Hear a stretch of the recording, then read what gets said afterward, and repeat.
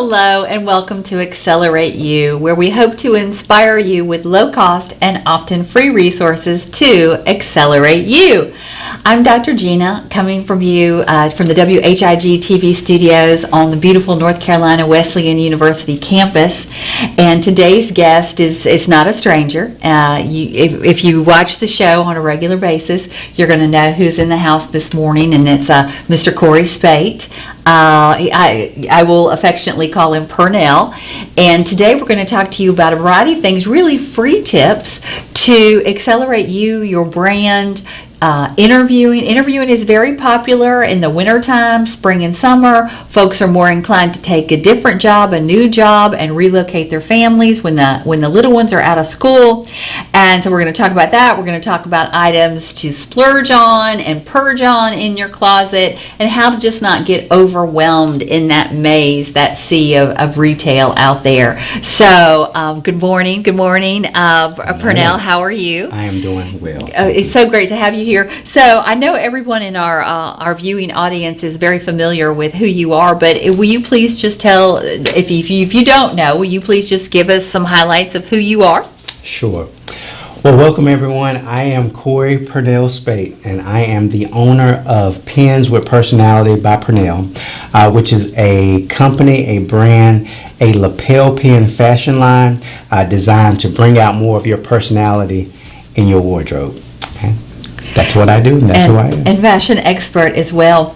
So this topic came up, and I know Sandra Smith, who owns WHIG TV Studios, has talked to you and I about this, and that is that folks not being prepared to come on interviews, folks not being prepared as they enter the world of work or coming to their job every day. So let's talk about interviews. What are some interview do's and don'ts in terms of wardrobe? Wow. Well, let me first preface this by saying that I am no expert. You know, some people get up and say, hey, do this, do that. I am not that person. Despite what people may see or feel or how I put things together, it works for me. And the way you dress is all about your personality and style and how you feel and how it makes you feel. So, it's just advice. It's not what you have to do, not what you're supposed to do. If you look good and it feels good, my advice is to do that. But as far as interviewing, definitely keep it simple, because first impressions are always usually lasting impressions. And you want to tell a story. You want to paint a perfect Picasso picture of you, because you want to let them know what they're getting and what the potential is that they will have by hiring you. And you want them to be so enticed, to be so engulfed, to be so excited about purchasing that picture and taking it home with you. So fortunately, but unfortunately, you only have about, I think we discussed this, maybe about 5 or 6 seconds to really grab hold of their attention, in hopes to hold it hostage and keep it. So really, for professionals, for men per se, I would say do the suit. The suit says something about a man. Me particular, when you talk about the suit, you should probably go with one of 3 colors. They say the power suit is a navy blue. You can go with that. You can also go with a khaki or beige. And you also never go wrong with a gray. So go with those 3 simple colors, and you can definitely mix and match and make it into an extraordinary wardrobe with just those 3 colors. And then too, you don't want to do too much, as they say. Doing too much could be with the tie selection.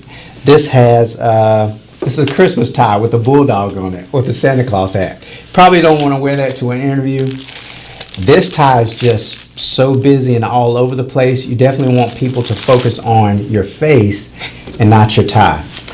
This design, although it may be cool, I think probably not the best selection for an interview because it just screams loud. And you want to be the star of the show and not your wardrobe per se. You want your wardrobe to complement you and help you shine, but not outshine the individual itself.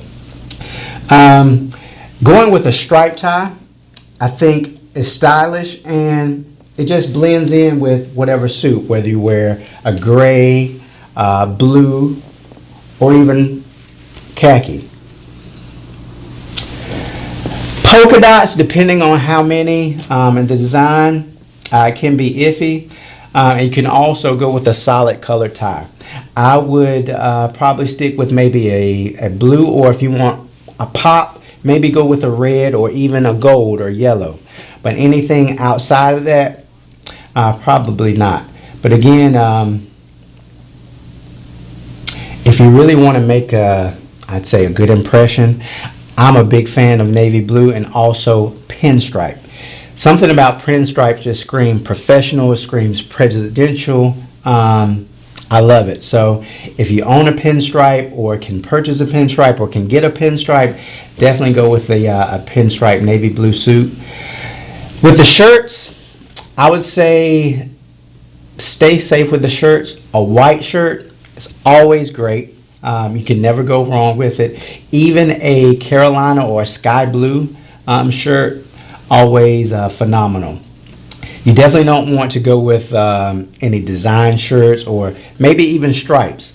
I'm a fan of striped shirts, but probably not the best choice, in my opinion, during the interview.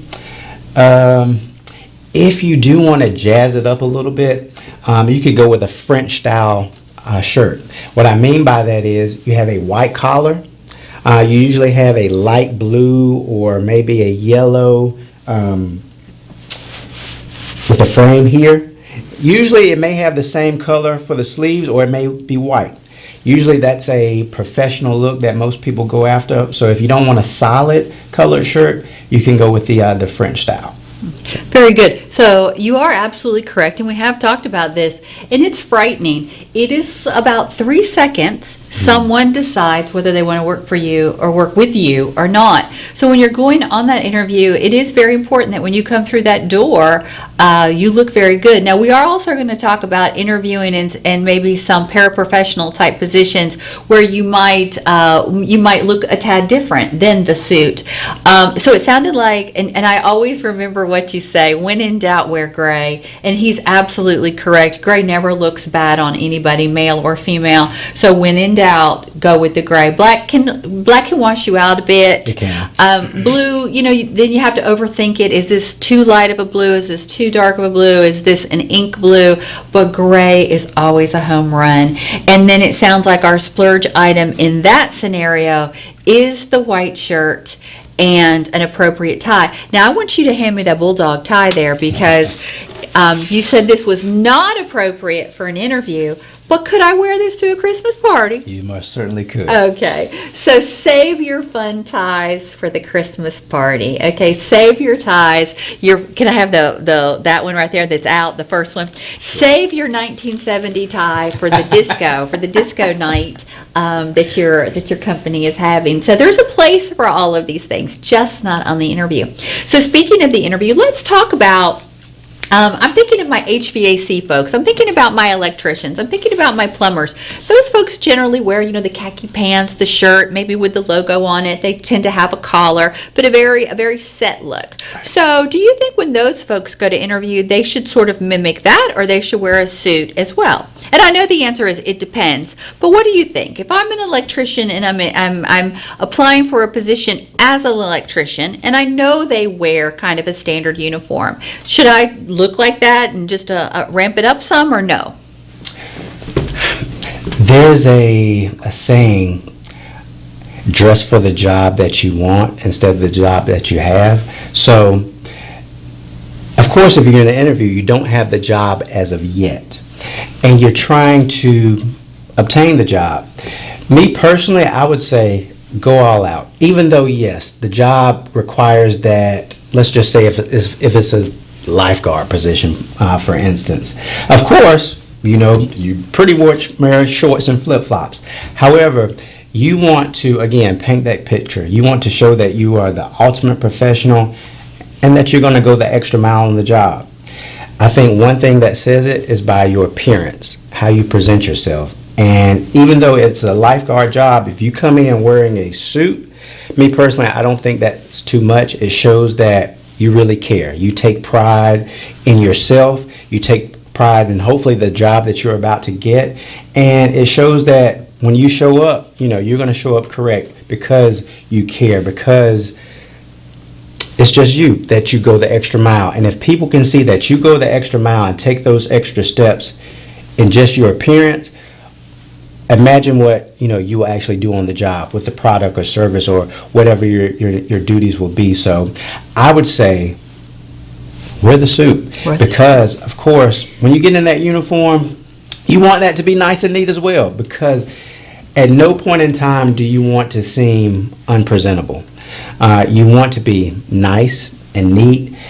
Even though it may be a uniform, you want it to be clean. For one, you want it to iron. Now, it doesn't have to have creases in the whole nine, but again, you want to be nice and neat, presentable, so that regardless of whoever sees you, and even though it's subjective as far as whether you're presentable or not, that you look nice. So you put in you're a good face for you and a good face for the company out there. So we've got some tips there on our uniform that we're going to wear to our interview, our suit, and then the interview we might wear as a paraprofessional. Now, you talked a little bit about the splurge item, and you talked about the white shirt. Now, my splurge item, and you know this, is I shoes, because I believe, and I don't mean have a lot of shoes, I mean I think you have to have a really good pair of the basics.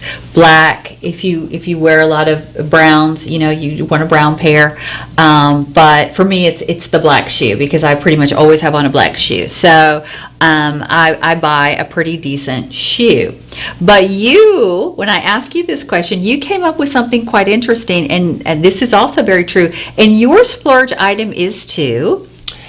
I would say it's the maintenance of your clothes. So whether you're a professional, whether you're inspiring to be a professional, the maintenance of your clothes is key. It doesn't matter how much it costs or how you thrift, but it's how you take care of it. And one way that you take care of your clothes is by tailoring it. Now, depending upon who you go to and all the bells and whistles that you want, it can be expensive. But I wouldn't say don't look at the price, look at it as an investment, because if it's tailored right, you're going to own these clothes for pretty much a lifetime. So it'll be worth the investment, and every time you put that article of clothing on, you're going to feel like a one-on-one. You're going to feel perfect because it fits to a T, all the compliments you get. So every time, kind of like opening a Pins by Personality gift, every time you open it up, you're going to feel special, and you're going to feel like you can conquer the world that day. And I think that's such great advice, because you're right. When you professionally clean things, dry clean things, and then alter things, they do last longer. And then you're right, it doesn't look like it's just off the rack. It looks like it was custom made for you, which brings me to something that I love to do, which is thrift. And there, especially if you're trying to build a wardrobe on a budget, for me, that's the best way to do it. And then a lot of those things that you could pick up for just $4 or whatnot. Say if you go to Goodwill, then you possibly have the disposable income to have them tailored or altered. So what's your take on the thrift store? How do you feel about that? Have you scored some good bargains? People probably wouldn't believe this because of how I look all the time, but yes, thrifting is a must. Really quick story. I may have told this before, I'm not sure, but a lot of people still to this day think I'm rich. And it all started from the 4th grade because of how my mom had me dressed. And so to edge that on, I always signed my name with a $sign as the S. But it was all strictly because of my appearance. So you can look like $1 million without having to spend $1 million. And thrifting is one way to go. Those that know me know that I went to NC State University, and I have a famous red jacket that I wear. My mom actually purchased that jacket from Goodwill. Wow. I didn't have to have it tailored or anything, and I just have it dry cleaned every now and then, and it's almost perfect. Yeah. So. Yeah, it is an excellent way to go and look. I'm not saying you'll find something every time you go, Right. but as you're building your wardrobe, it is, whether you have money to spend or not, it is an excellent way to go and check it out. Check it out and see what they have, especially when it comes to the basics. Now, this is a question that I always wonder, because I do a really bad job of this. A trend will come along and I'll fall for it. And I'll buy way too much of the trend. And then next summer, oh, we're not wearing that style of dress anymore. Right. But now I've got a closet full of those dresses. So how do I take part in the trend but not go fall over the cliff and then end up with a closet full of clothes I'm not going to wear again? Well, if you're creative, or if you know someone that's creative, you can actually, depending upon what the trend may be, you can take the clothes that you already own and adapt it to the trend. Say, for instance, with the ripped jeans. Okay. For instance, even though you may not be able to afford it, or say if you can, a lot of those jeans are very expensive. They are. And so instead of spending your hard-earned money or your parents' hard-earned money on those particular clothes, you can take a pair of jeans that you already have. If you're creative, or if you want to DIY it, or YouTube, or if you have creative friends, give them a pair of jeans and just get creative with it. And therefore, you haven't really spent a dime. You may or may not have to pay your friend for doing that. And there you go. And then again, you're probably going to have a one-of-one that nobody else has, and you're probably going to get compliments, and it didn't cost you a thing except for a little bit of your time and creativity. Okay, so take what you have and see if you can't tweak it first. And then my piece of advice would be, don't buy a closet full of the trend. Exactly. Just buy one or two pieces. So, purge items. When being a fashionista and working with people on building a wardrobe, I'm sure some clients listen to what you say and some don't. So whether I've got the trendy items, whether I've got the 3 different sizes because I don't know what my weight's going to be this year, or whatever, you fill in the blank. When and how do I purge? I would say 2 ways. One, you can go by the seasons. When the seasons change, usually people's wardrobes change. So that would be a good time to open up the closet and evaluate, like we've talked before, what have I worn, what haven't I worn? What would be good to give away to a family member, to a needy person, or to Goodwill. We're all blessed to be a blessing, so a lot of us are blessed to have more clothes than we will ever need. So why not, bless somebody else with that, especially if you're not even wearing it. And if you're anything like me, or probably my partner right here, you may even have clothes with tags still on them. Never. That's a good indication that you probably need to purge. And when it's just really ridiculous and you keep going and going and going and it's never ending, you probably need to give some stuff away. So after the season, if you just have too much, and if my tags are still on it, and I haven't worn it by when, do you say? Because sometimes we get good deals, we get sales, and maybe it is that the season is changing, so I'm going to buy this for next year. But if I buy that sweater this summer, or I buy the bathing suit this summer, and then next summer rolls around and I don't wear it, is that the time I get rid of the bathing suit? I would probably say maybe not 100%, but that's a good indication that, okay, it's been some time. When is going to be the perfect time that you're going to wear it? And if that doesn't pop in your head, I can wear it then, or I can here, you probably part need with to it. part with Okay, it. so if you buy it one season and you haven't worn it by the following season, which is roughly a year, and you don't see when you're going to wear it, go ahead and donate it, give it away, something like that. And then the seasons, I like that, because when the seasons change, that does really give us a good time to go in our closet, because you have to start transitioning to some things. Obviously in winter we're going to wear more clothes, so you can look at those sweaters, you can look at those jackets, you can look at what you need, you can look at what needs to go to the dry cleaner, right? And get ready for the season.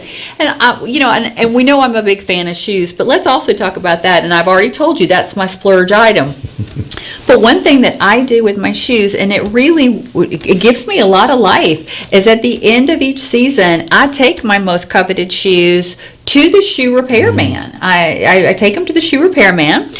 He will take care of any damages I've done throughout the year. He'll match the color, and he'll polish them up, and then go back in the box until next season. And I do that quite frequently, especially with my boots, because you want to talk about an investment. The boots can get very expensive. So, and I don't even know what I pay my shoe repairman, which tells me that it's nominal. If I can't remember it, it can't be that expensive. But he does a beautiful job. Once again, I save the boxes, I put them back in the box, and then back in my closet they go for another season. So once again, good way that I'm building that wardrobe, right? I'm taking care of those black boots so that I will have them for next year. I'm not like going, oh no, I need a new pair of shoes.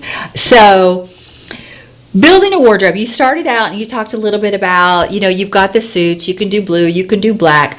If you were working with a brand new client, paraprofessional, or not a paraprofessional, a brand new graduate, a brand new engineering student.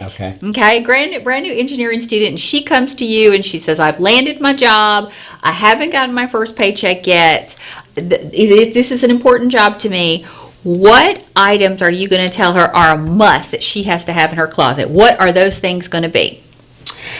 I would say, again, start with the basic and start simple, because you can build off those simple things. So definitely a white dress shirt or blouse, maybe even a light blue dress shirt or blouse. Then we would look into getting a pantsuit, a navy blue, a gray, beige. Building off of those three, you can take them mix apart. And match. Yes. And first, it started off as 3, and then once you intermingle them, you have maybe 12 or 15 or 18.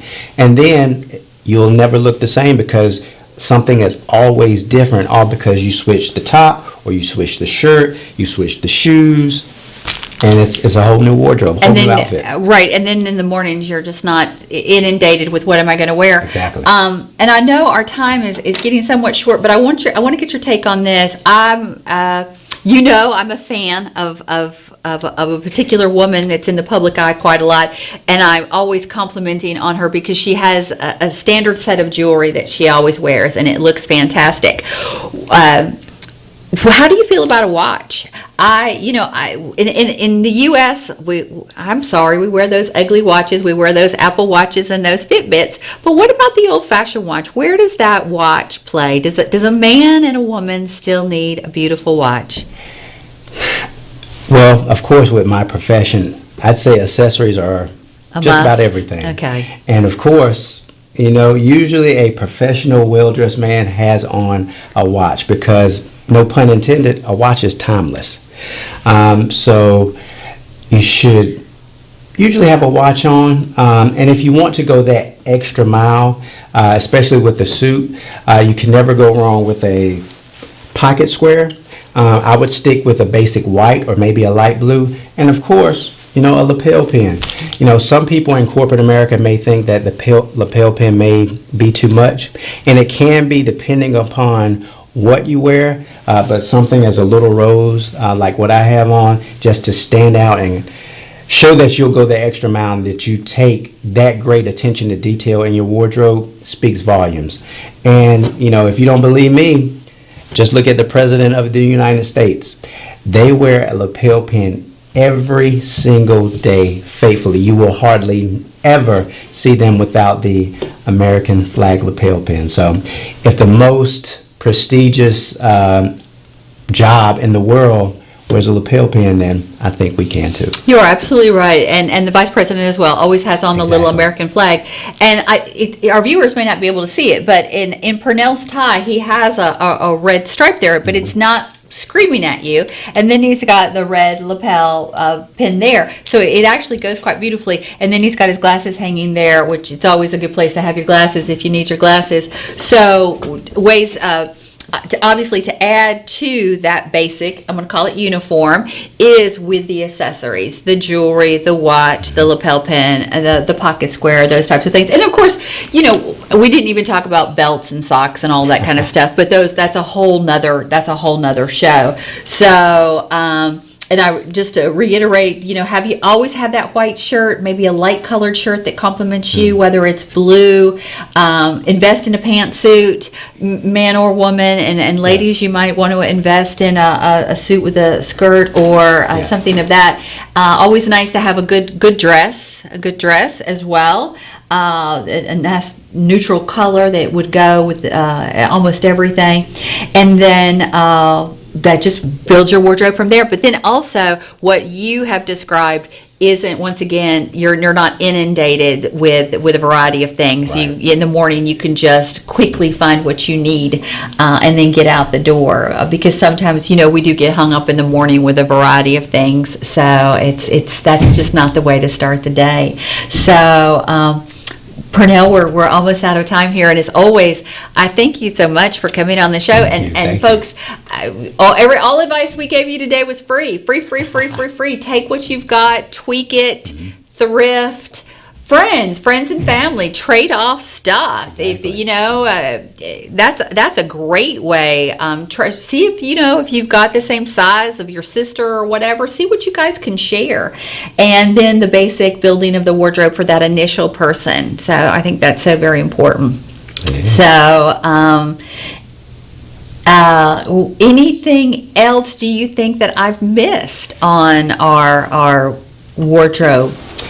I would just say always be nice, neat, and comfortable. Of course, presentable is subjective. You definitely want to be presentable to yourself, but even more than that, you want to be comfortable, and you want someone to not be ashamed of how you look. So hopefully if you're not, they won't be, and it's a win-win. But definitely being comfortable in your own skin, that's number one. And hygiene, being nice, neat, well groomed, from your hair to your nails. And you don't have to get a pedi and mani every time, but just make sure again that you're nice and neat. Neat and presentable. That goes a long way. Couldn't have said it any better. Y'all have a wonderful day, and we will catch you next week on Accelerate You. So we're going to do a high five. All right, we're out of here, folks. Have a great day.